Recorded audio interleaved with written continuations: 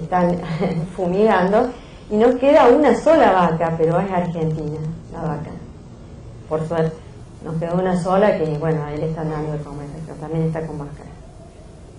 Y luego también esto que es mucho más viejo que estas imágenes de la vaca, en fin. Yo creo que en realidad yo personalmente, a mí me gusta mucho el dibujo y me descargo haciendo esto, Carlos sacando fotos. Creo que el dibujo tiene una condición de, como la tenía, como decían, perdón, los paleolíticos, digamos, es decir, que el acto de la caza de coseta, de cazar, empezaba ya en el dibujo. O sea que cuando ellos dibujaban las pictografías, hacían las pictografías, eso se lo leía en Hauser, ellos ya estaban cazando, y creo que nosotros hacemos lo mismo cuando dibujamos. O sea, cazamos nuestras ideas, ¿no? O sea, mientras estamos dibujando, estamos cazando nuestras ideas, ¿no? Entonces, estas son reflexiones que están hechas por medio del dibujo, ¿no? Que tienen que ver con el clima, con la disciplina, con todo lo que acontece. Y por otra parte, en relación a estos registros que luego hacemos en la facultad, bueno, esta imagen que no es mía, que la sacó uno de los chicos del taller, del estudio nuestro, en una de estas derivas que ahora retomamos el término de derivas del situacionismo, pero que para nosotros era mapeando, y esto ha seguido y sigue siendo así en el taller, que vamos descubriendo también cosas particulares de nuestra ciudad, ¿no? Y las citas de estas recurrentes del arte, en este caso Giuseppe Pennone, que es un gran artista plástico, escultor, artista del andar, que busca el árbol dentro del árbol. Incluso hay otras piezas mucho más impresionantes en donde está la madera maquinada, y luego él esculpe el árbol adentro de esa madera maquinada. Todos estos artistas del arte conceptual son bastante movilizadores, ¿no? de cómo buscar el sentido de las cosas, y cómo las cosas a veces están ahí nomás, solo que hay que encontrarlas por verlas diferentes, ¿no? La cultura también, la cultura clásica, luego lo que la cultura hace, ¿no? Que te convierte, qué sé yo, en esto que vale €1, y no hace falta quizás ir a, bueno, acá justo no está el Panteón, pero podría estarlo, ¿no? O sea, todas las cosas, lo que va sucediendo en la cultura que vivimos cotidianamente, ¿no? Que vivimos hoy y en forma global. Otro de los temas que nos interesa constantemente es la exploración matérica, ¿no? La exploración de las distintas materias, ligada justamente a materias que son comunes, ¿no? Que están muy cercanas. Y que esto también ha sido llevado también al plano de lo académico, o lo de los fósiles, y buscar los negativos, y buscar los vaciados. También es una técnica que además se relaciona muy directamente, porque cuando hacemos hormigones y encofrados estamos haciendo exactamente eso. Los registros de ciudad, bueno, tienen esta idea de reivindicar nuestras ciudades, ¿no? Como ciudades que tienen una enorme potencialidad, que ameritan justamente una mirada nueva. Es decir, nosotros hemos sido tan invadidos por la cultura externa durante tanto tiempo, lo digo en nuestra formación, que necesitamos volver a ver, y creo que esto es un reclamo también, no un reclamo, sino algo que uno transmite, que nosotros transmitimos también a lo académico, porque estamos absolutamente convencidos de esa potencialidad, tanto de nuestra cultura como en este caso particular de las ciudades, ¿no? Y hacemos recorridos, esto es un recorrido que hicimos en 2001,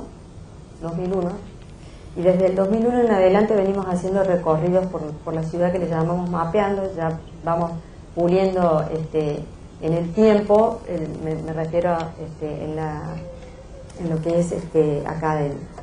Aproveché hoy de volver a incluir también las paradojas que uno se encuentra. Hoy estaba maravillada con la Casa del Puente, obviamente, que ella me maravilló tantas veces, pero no todas las veces pude entrar.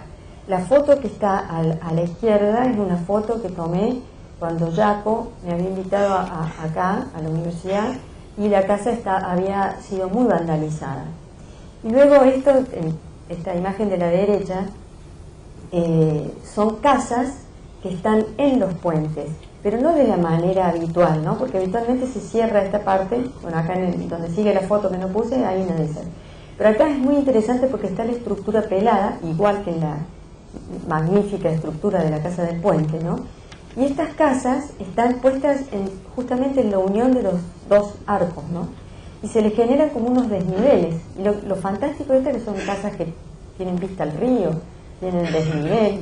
O sea, es una paradoja verdaderamente interesante para repensar muchos aspectos, no solamente de la situación que particularmente viven estas familias que tienen que vivir en un puente, sino la tipología de esta casa en sí también, en una condición muy particular. Entonces, es interesante como detonador de un pensamiento, como había puesto acá la Casa del Puente y la contravanguardia, como para reflexionar sobre ciertas paradojas, ¿no?, que se siguen dando en nuestra ciudad, como esta que ya ha dejado de ser paradoja para ser un terrible problema, que esta foto no es mía, esta foto ha sido muy publicada, ¿no?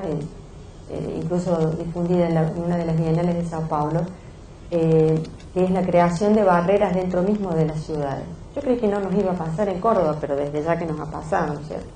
Entonces, esto que es una característica propia de la ciudad contemporánea, también fue una reflexión que precisamente fue hecha en el 2000, estaba justamente Fernando Díez dirigiendo un taller, y yo lo que hice fue un ensayo que se llamó La hipótesis de la violencia y la estrategia de la ilusión, pensando en la aparición de los countries, ¿no? Y cómo de los countries, si seguían apareciendo, no sé si acá le dicen country también, a los barrios cerrados, bueno, si seguían apareciendo fronteras internas, la ciudad iba a dejar de ser ciudad, ¿no? Iba a ser un espacio negativo con estos parterres de espacios cuidados, ¿no? O sea que era una relación perversa entre el miedo y el consumo. Afortunadamente hoy se está revirtiendo, por lo menos en Córdoba, esta situación que todos vemos tan negativa para la ciudad. Pero la condición primera de esto, lo que está ligado a esto, es esta condición humana, una condición xenófoba que nos lleva aún hoy a guerras en distintos puntos del planeta. Pero esto llevado a la sociedad, a nuestra sociedad, ¿no? ¿Qué es lo a qué llevaría una, digamos, exacerbación de una cultura de guetos, ¿no? Es decir, a la desaparición de toda la ciudad como tal. Acá esta imagen, esto va para la gente que le gusta el cine, una imagen de la película Las 5 obstrucciones de Lars von Trier. Y cómo la contraparte precisamente de lo cerrado, digamos, de esta privatización del espacio público, es precisamente el espacio público entendido como espacio social, y seguir sosteniendo esto que creo que en nuestras ciudades tienen todavía el enorme potencial de tener un espacio público que se apropia permanentemente. Podemos estar por la calle aún con los problemas, pero es el lugar en donde al menos podemos también protestar, donde podemos tomar una cerveza, un café, donde podemos discutir y podemos coexistir. Nosotros tuvimos una experiencia bastante interesante trabajando para la ciudad de Córdoba, precisamente en una serie de espacios públicos y también en los recorridos de ciclovías que hicimos por la ciudad.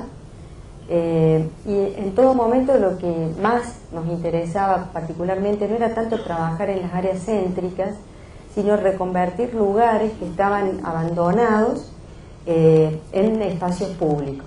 Estas piletas que fueron muy rudimentarias, que se hicieron en la Villa Nylon, ahora las están reabriendo porque Creo que han habido después de esto intendencias muy malas que se redundaron en una muy mala condición de la ciudad, ¿no? Que estuvo muy cuidada durante mucho tiempo y luego durante 3 intendencias verdaderamente se abandonó.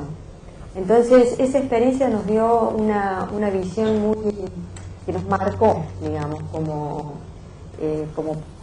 arquitectos y como arquitectos urbanistas que estamos también obligados y necesitados de pensar sobre la ciudad.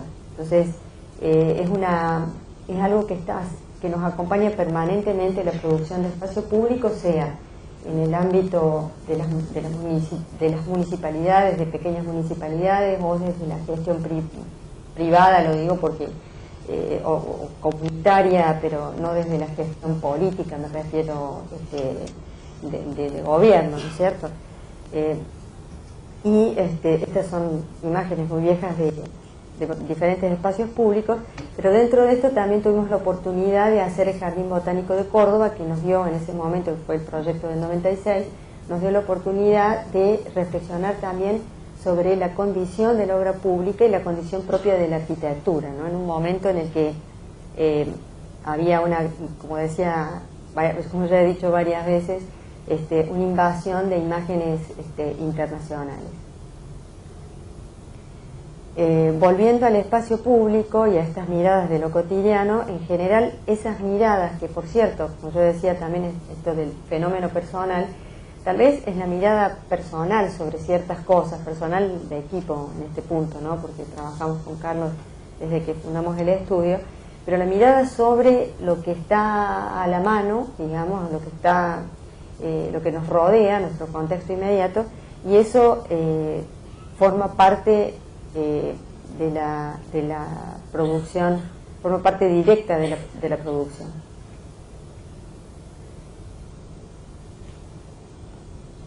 En esta plaza, que es una plaza también del 95, estos espacios públicos son muy viejos, que acá nos imaginábamos una nube, es una plaza que también era un basural, acá había una maderera y un basural en este punto, y conectaba en un barrio que ahora está bastante, digamos, ya está en un proceso de renovación fuerte con el área periférica del área central. Ahí nuestro pequeño río de Sierra. Entonces decidimos hacer una plaza muy muy sencilla, con un único solado y con chorros desde el piso. Esta es una imagen actual y estas son imágenes más viejas. Actualmente está muy poco cuidada, de todas maneras la plaza no ha tenido ningún espacio público después de esa gestión tuvo mantenimiento, es decir, ni siquiera limpiar, porque después nosotros hemos ido muchas veces a Medellín y vemos que los espacios públicos, o sea, el mantenimiento cero es por lo menos limpiar, pero lamentablemente el mantenimiento cero en nuestras ciudades es cero directamente. Y a Carlos le gustó esto, una vez pasando por allí, se encontró con esto, y este es un tipo que siempre hace performances en la ciudad, ¿no? Un día está disfrazado de Jerónimo Luis de Cabrera, que es el que fundó nuestra ciudad, anda por ahí, otro día, bueno. Y ese día que llovía, el tipo, como esto realmente está pegado al río, no se podía descender el nivel porque la costanera que se hizo en el 81, esa costanera cuando crece el río se inunda, entonces por eso nosotros no bajamos el nivel de la plaza como playa urbana. Pero el tipo lo entendió muy bien, ¿no? Era una playa urbana. Y acá está la señora con su paraguas porque era un día de lluvia. Pero cuando se inauguró la plaza, lo gracioso es que habían puesto a lavar un auto ahí. Era como un video urbano. Era fantástico. Bueno, luego, como creo que sabiendo que hacíamos espacios públicos con muy poco dinero, porque la verdad que, bueno, estos que no mostré que pasaron rápido, eran espacios públicos que tenían la intención de conquistar el espacio en la periferia y otorgar a barrios que tenían muy mala calidad de vida, en el sentido de los espacios colectivos, la infraestructura también, por supuesto, conquistar ese espacio público. Y muchísimas veces trabajábamos con materiales que estaban en el corralón municipal. Eso ha sido una cosa que también ha marcado mucho la manera en que tomamos los materiales, porque para iniciar una plaza, una muy pequeña plaza con unos pequeños juegos, todo caso, si queda tiempo en algún momento lo vemos después, si tienen ganas, etcétera, y no tienen tanto hambre. Entonces te decían, bueno, en el corralón quedan tanto de caño rolado de 3 metros de largo, que sobraron de las pérgolas que hizo Miguel Ángel Roca en el 81. Y también quedan unos que son de 5 de diámetro y que son de 5 metros de alto. Y también hay bueno, entonces era realmente armar con lo que había. Después contamos con mano de obra propia, incluso en algunos casos de los centros vecinales, que proveían mano de obra más clásica, digamos, más convencional, en el sentido de que cualquiera sabe levantar una pared. Bueno, y así se iban armando pequeños espacios públicos, con areneros, con juegos, y programar, sí, parques que sí se concursaron, ¿no? Que hace como 20 y pico de años que no había un concurso en nuestra ciudad. Entonces, bueno, creo que por la condición de poder trabajar con muy bajo presupuesto, nos llamaron luego en varios municipios de ciudades pequeñas, ¿no? Como en el caso de Las Varillas, hicimos una propuesta más ambiciosa y luego trabajamos en pequeños espacios y equipamientos particularmente. Hay las exploraciones que siempre hacemos, tanto de dibujos como de objetos, en distintos materiales. Bueno, entonces, ¿qué pasó con el sonido? Pablo, algo pasó con el sonido, ¿no? Que teníamos. Bueno, hicimos dentro de esta propuesta y una mirada diferente sobre los materiales comunes y sobre materiales que usamos frecuentemente, en este caso hierro de obra, sin torsionar. Entonces hicimos una pasarela con la intención de que fuese repetida, porque tienen un canal. Bueno, ahora ya vamos viendo la pasarela.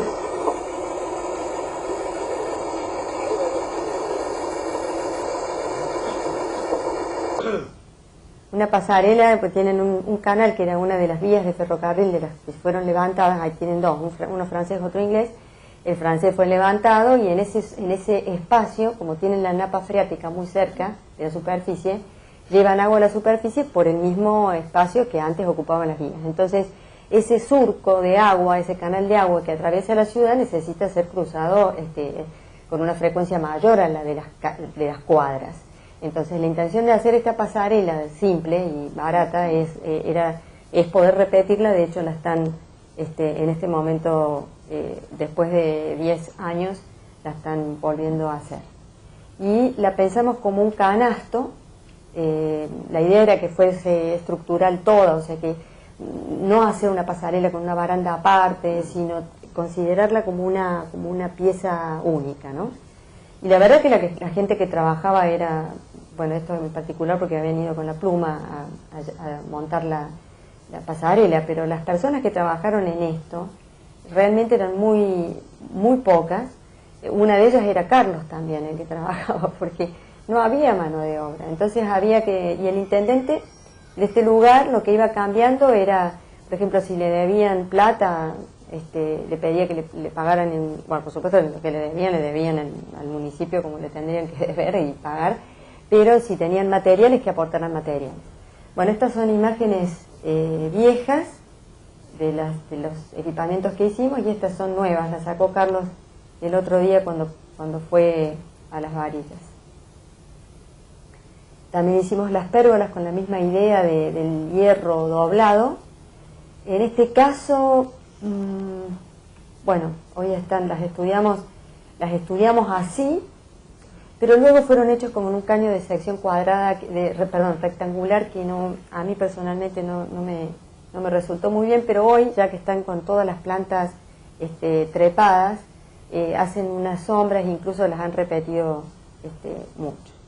Luego, esta inquietud por trabajar en el espacio público y por trabajar con materiales, digamos que son cotidianos y que son fáciles de manipular, nos llevó a también trasladar esto mismo a nivel académico, y desde un programa de proyección social trabajamos en barrios carenciados de la ciudad.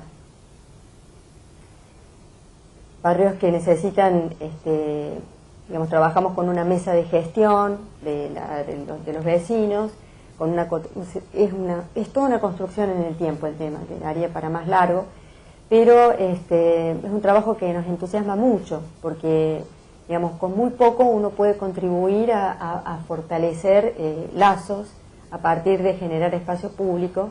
En este momento ya hay un grupo de artistas plásticos que también se quiere sumar a esta iniciativa.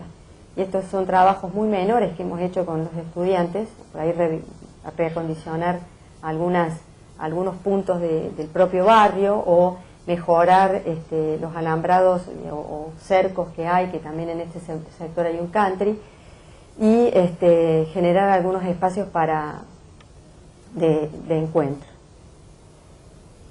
Esto un banco que hicimos, que le llamamos banco colectivo, porque es para esperar el colectivo, y que lo hicimos con un juego, iniciando con un juego con los chicos del colegio, con los estudiantes también, y luego nosotros repasamos el perímetro del resultado, armamos los encofrados para hacer este banco largo, con estas placas que mojamos para poder curvar, y lo hicimos entre todos, y fue una tarea, digamos, interesante también para la convocatoria de los vecinos, ¿no? Ahora ya nos están pidiendo que cuando llegamos, cuando vamos de nuevo, porque hay más cosas para hacer, y por cierto ya tenemos un programa para este año, ¿no? Que ya lo iniciamos. Esto es como quedó, tenemos que ir ahora a grafitarlo porque nos salieron mal los teñidos del hormigón, porque no pudimos cuidarlo, porque en el medio nos pasó un problema tonto, pero nos pasó un problema. Pues entonces cuando fuimos a comprar el hormigón, más cemento, porque no teníamos, se hicieron mal los dosajes. Bueno, pero es lo de menos eso, ¿no? Acá hay gente, de que acá hay chicos del barrio, está también una mujer de la cooperativa que se rompió el lomo, verdaderamente, haciendo ella misma el hormigón. Bueno, de la experiencia de obra de más escala, ¿no? Y dentro mismo de las propuestas estratégicas en la ciudad, el Jardín Botánico para nosotros sobre el río fue una obra, como decía, significativa, porque fue el momento en que pudimos llevar adelante no solamente la intervención urbana que ligaba el sistema de verde, sino también en el propio edificio poder discutir una arquitectura, proponiendo una arquitectura más propia, ¿no? Y más, yo diría, más apropiada, ¿no? Y entonces pensamos en una estrategia constructiva. Bueno, esta es una imagen muy vieja y tomada con el helicóptero, que no tenemos cómo reponerla tampoco en este momento, ¿no? Creo que lo conocen. De todas maneras, tiene un invernáculo. El programa lo armamos con la Facultad de Biología y con la Facultad de Agronomía, que se peleaban entre ellos porque siempre tienen una disputa entre los agrónomos y los biólogos, y se hizo, bueno, un invernáculo, salas de exposición, o sea, una parte pública y una parte que se donó, un edificio que se donó justamente a la universidad para investigación. Entonces, lo que retomamos aquí fue el uso del hormigón de tablas, que es algo más sencillo por lo menos para nosotros, con muy mala mano de obra, digamos, que se ha ido mejorando, comentábamos en estos días, ¿no? A partir de una reactivación, pero que sigue siendo todavía mala, y que el hormigón de tablas nos daba la posibilidad de asumir el error como parte, digamos, incluso estética, ¿no? Porque además iban a trabajar diversas cuadrillas, era muy difícil de controlar, y además también nos gustaba mucho la textura del hormigón. En ese momento Miguel Ángel Roca estaba haciendo los CPC, tenían un lenguaje muy impresionante, ¿no? Y muy figurativo, y además eran el signo precisamente de la gestión, que con el tiempo uno lo puede volver a ver de otra manera, ¿no es cierto? Pero que para nosotros era muy importante, aún también porque trabajábamos en forma cercana, digamos, desde el ámbito académico, poder trazar nuestro propio camino, ¿no? Y nuestras propias convicciones respecto de la arquitectura. Entonces era un desafío en muchos aspectos. Bueno, la obra también tenía un bajo presupuesto, con lo cual había la intención expresa de reducir los recursos a lo más barato, que es la luz, la sombra, trabajar con la expresividad que te dan los propios materiales, y la estructura. Hubo un pensamiento estructural importante de qué es lo que apoyaba, en dónde se apoyaba, que era que el hormigón se apoyaba sobre la piedra, pero entonces dejaba pasar la luz. Bueno, una serie de reflexiones también de tipo de la propia representación de la arquitectura, si había que hacer fachadas o no había que hacer fachadas, y si nosotros teníamos que respetar las fachadas. Bueno, todo una rosca, podría decir, que nos entusiasmó mucho y nos sigue entusiasmando de volver a pensar sobre lo que hay que hacer y sobre lo hecho también, ¿no? La construcción fue muy simple, fue pensada, como decía, para que fuera así. La estructura del invernadero es una estructura común de galpón, digamos, con hierros T, con columnas de hierro T.